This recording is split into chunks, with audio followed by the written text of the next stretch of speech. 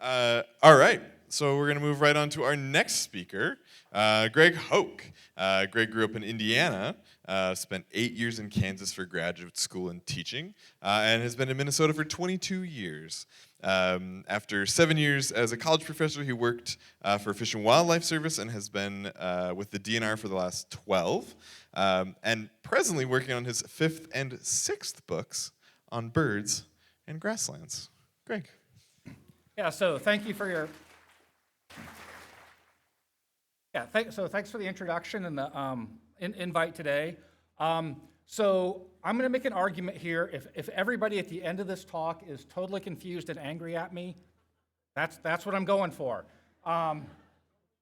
So as a former ecology professor, I can say that all ecosystems are messy. My argument is the prairie is messier than most systems and a little bit more confusing. I will also say I do have my prairie chicken and my prairie book are over on the Audubon table, $14. That's my cost. I'm not making any profit. Actually, I'm losing a nickel or so on each book. So if you are interested in following up on any of this, you can check out the Audubon table. And thank you to Dale for letting me get over there for today. So the prairie is very messy, and prairie birds are messy examples of the messiness of the prairie. So I want to start here with just a brief review of the Tallgrass Prairie, and then we'll get into some of the birds. So almost everyone who's mapped the grasslands has provided a somewhat different terms and mapped boundaries. That's Paul Johnsgaard, who's written dozens of books on the prairie. And so if you just do a simple Google search on Tallgrass Prairie maps, here are just some of them that you can find. They're all generally different, but if you start focusing in on specific areas, they're all different too. So I mean, if you just focus on Minnesota, that map's a little different on each one of these. Okay, one question we have is the Tallgrass Prairie an actual ecosystem, or is it an ecotone? It's a very broad boundary between two different ecosystems. So again, getting back to some of the historic literature, Coles, very, very famous ecologist back in the day, it is in Iowa and Illinois that the tension line between grasslands and woodlands is most evident, and the prairie problem is most acute. So prairies are problematic. The prairies are a broad boundary zone between steppe and forest, okay? And then when Anderson was talking about Illinois, Wisconsin, Missouri, he talked about the prairie-forest transition, okay? Probably the two most famous maps of the Midwest would be Transo's map from back in the 30s and Kukler's map from, I can't remember exactly when that was, but here, Transo talks about locate more accurately the eastern extension of the prairie at the time of settlement. The vegetation, and Kukler was, the vegetation would exist under the present climate if man were removed from the scene. Women, you're fine. One of the things I really stress in my book is the prairie is probably more tied to humans and human management than any other ecosystem. I try to make a strong argument that without Native Americans, there probably would not be a prairie. Or if it was a prairie, it would be a really teeny tiny area of the country. At the time of settlement is a phrase I don't like. It's a fairly Eurocentric. There were Native Americans living in this area for 8 to 10,000 years. So what I wanted to show with this slide is just the way humans are connected, both positively and negatively. With their burning and everything else, we maintained the prairie, and then with our plow, we lost it all. Okay, I'm going to argue in the book pretty clearly, there are no prairie plants, okay? Almost all the plants that we consider to be tallgrass prairie species, here we are, we're jiggling again, finagling. They all either evolved down in the southeast, down in some of the Pecosins there in the Carolinas, or they're southwestern species. There might be one or two species that actually evolved in the Midwest. Part of that is it's such a young ecosystem, this was all glaciated just 10,000 years ago, that there really hasn't been time for a species to evolve in place. So what the prairie is, it's a mixed up mishmash of plants that evolved in other regions and moved into the Midwest. Wow, we're becoming flakier than normal. So that brings up the question of what is a plant community, okay? It also brings up the question, is big bluestem a native prairie plant? Because big bluestem actually started in the southeast. If big bluestem is not a prairie plant, and neither is the silphiums, the compass plants, all of our asters, all of our blazing stars, they all started out down there. If big bluestem and blazing star isn't a prairie plant, then how are we defining invasive species?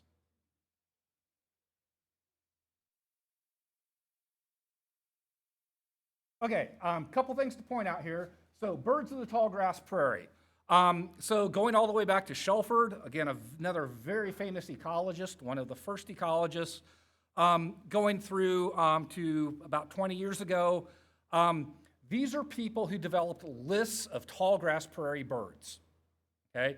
And you'll see they characterize them there slightly differently, quite familiar to everyone, down to most characteristic species. Note that meadowlark, eastern meadowlark, careful, eastern meadowlark, dick sissel scored 4s and 5s. Henslow sparrows, upland sandpiper, grasshopper, greater prairie chicken are all 3s. Bobolink gets a 2. So there's very little agreement on what a tallgrass prairie bird is and what a tallgrass prairie bird community is. And I want to focus on, we're going to come back to this in a couple of slides, the eastern meadowlark over on the far side and the western meadowlark. We're going to come back to meadowlarks, specifically to Minnesota here, in a couple more slides. Okay, again, some of the literature about the tallgrass prairie, so we'll be talking specifically about birds from here on out. Clearly, speciation around the Central Plains has been much more extensive than in them, so that the most important role of the grasslands has been as an isolating agent. Okay? The purpose of the grasslands is to keep the eastern birds away from the western birds. Okay? Madsen, another very famous writer, the tallgrass prairie is a great faunal crossroads, the eastern limits of some wildlife and the western limits of others.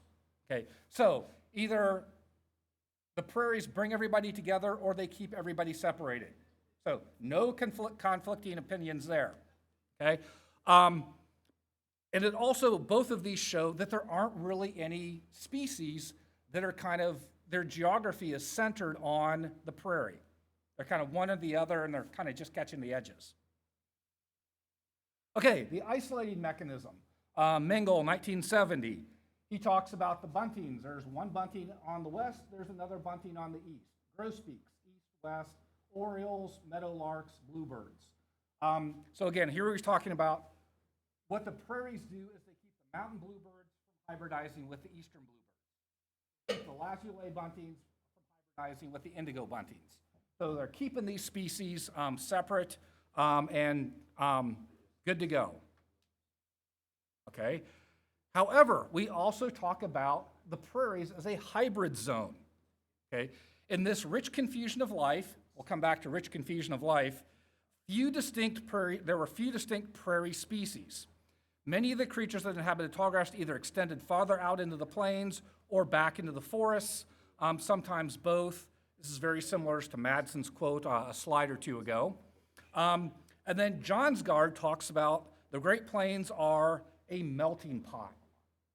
Okay, so again, depending on who you talk to and their perspective, the prairies are keeping everybody separate or they're bringing everybody together. Okay. I also like Johnsgaard talks about Madsen talks about the rich confusion of life. Johnsgaard talks about the collective uniqueness. Okay, let's talk about Minnesota's meadowlarks. Okay, I assume everybody sleeps with Hatch and Roberts under their pillows at night. These are kind of the founding books on Minnesota birds.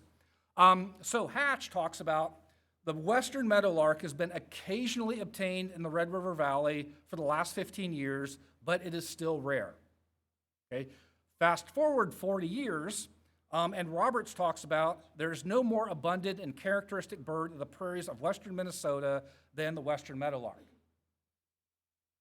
So how are we getting kind of the two fathers, godfathers, grandfathers of Minnesota ornithology have such different views of the same bird only 40 years apart?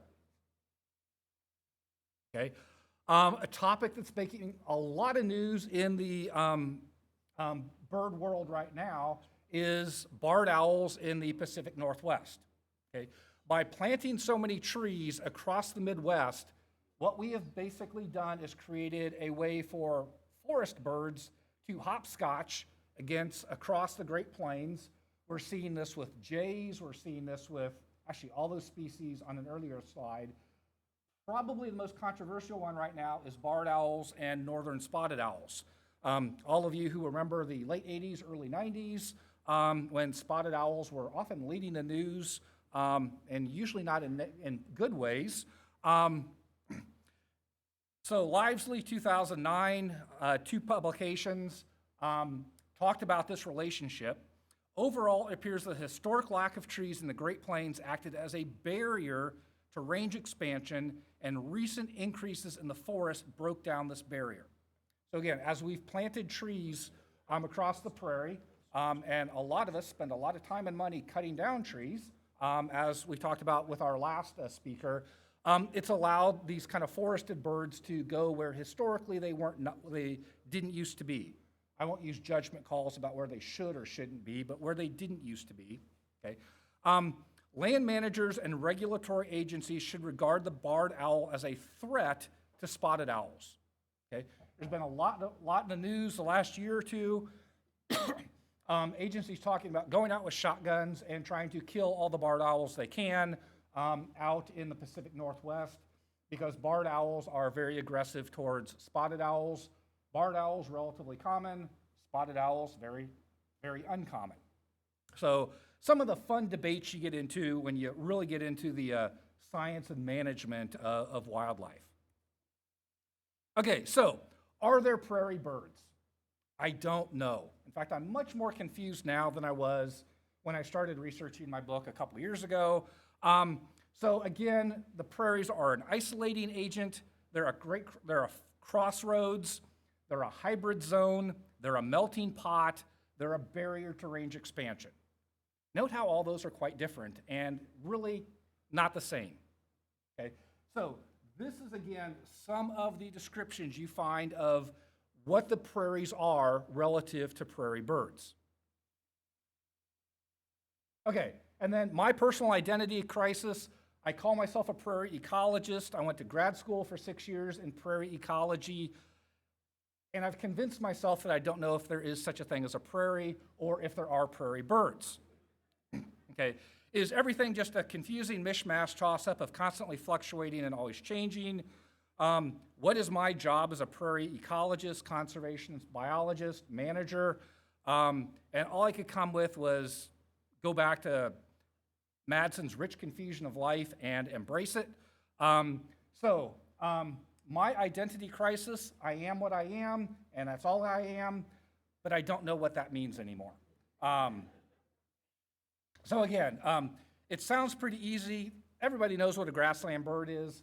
When you start diving into it, it becomes very, very confusing, both looking at the current data and looking at some of the historic records. And with that, I'll take any questions.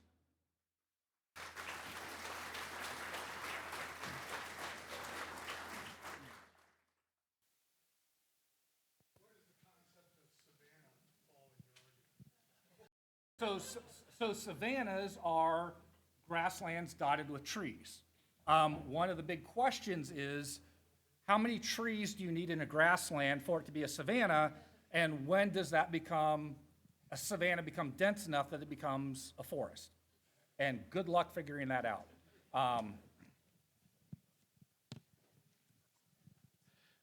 Other questions, anybody?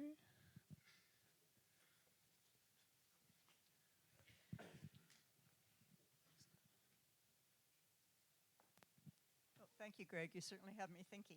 I'm wondering about, there's a handful of species that are really have always, at least since written documentation, been really restricted to the northern Great Plains. And I'm thinking, and are likely not going to be around for very long. And I'm thinking of Sprague's pipit, Baird's sparrow. And I'm wondering how that fits into your thoughts about prairie. Yeah, so we can stay very scientific, we can get really philosophical with those types of questions. So, you know, do you consider all grasslands grasslands? Do you break those into kind of eastern prairie, western plains? The western plains have probably been more stable over time. Western North Dakota has been grassland for a long time.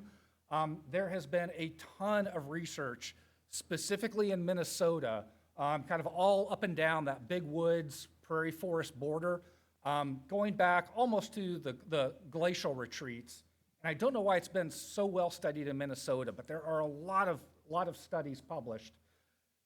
That boundary between the prairies, the savannas, and the grasslands was fluctuating, you know, dozens to hundreds of miles on sometimes fairly short time frames. So the prairie and the prairie border are especially dynamic relative to kind of that short grass steppe, mixed grass prairie out further west of us.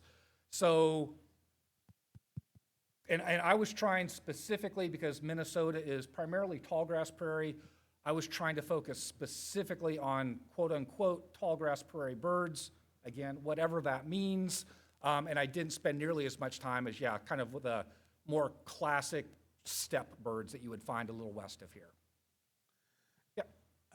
During the glacial epochs, particularly the Wisconsin, and I've always wondered, what was it like before, and did it just become repopulated with what it was before when the last advance retreated? Yeah, so a lot of people, and I used to think this exactly too, that with the glaciers, all the ecosystems just kind of shifted south, and then they all just shifted back north. And they were all pretty much, you know, an oak maple or an oak hickory forest and a maple basswood forest. What a lot of the research is showing now for all of the eastern United States is, with each glaciation, it wasn't distinct plant communities that just moved north and south. There was kind of a complete reshuffling. So the plant communities, again, if there is such a thing as a plant community, that kind of we've recognized over the last several thousand years, may or may not have existed as a quote-unquote distinct plant community before the Wisconsin Glacier. Again, the only way we really know that is probably pollen records, which are good for some things, they're not as good for other things. But yeah, we think that kind of with each one of those major glaciations, it was a reshuffling of the plant communities, which then would have in turn shuffled the animal communities. Yeah. Well, I did get mad at you just momentarily, though. Thank you. Welcome. You mentioned that you thought perhaps all plants, prairie plants, are invasive, having come originally from the south. But I immediately thought of what an invasive plant is now that we're taught all the time to eradicate. And the time scale is totally different. I can still understand the concept where you call it invasive, but my gosh, there's such a big difference. That was just to tick people off. But no. Successful. So what I was trying to show, though, is, and again, it's been in evolutionary time, a blink of the eye since we had a glacier parked on us. So all the species that I think of, that I consider dear friends, out in the prairies, none of those species really started here. They were all, and I showed arrows primarily from the southwest and the southeast. There are also a few species that kind of came in from either the west or the northwest. But when you start looking at species range maps for both plants and animals, there are almost no species that just kind of fit that Midwestern prairie triangle. You know, a lot of people talk about the prairie, you know, kind of north central Indiana down to eastern Kansas, kind of up to the Red River Valley. is kind of the traditional prairie triangle. But yeah, and there aren't really any plant species that fit just in there. Arguably, my favorite plant species, pasqueflower, that's actually a Rocky Mountain species that moved in. If you look at the distribution of pasqueflower, we're kind of at the eastern edge of it, and it kind of arcs, you guys, it arcs across the northern plains and then all the way up and down the Rockies. So yeah, even what I consider my favorite prairie plant is not a prairie plant. All right. If we have more questions for Greg, you'll be back by your book. I'll be around all day. So Excellent. thank Great. you. Thank you so much, Greg.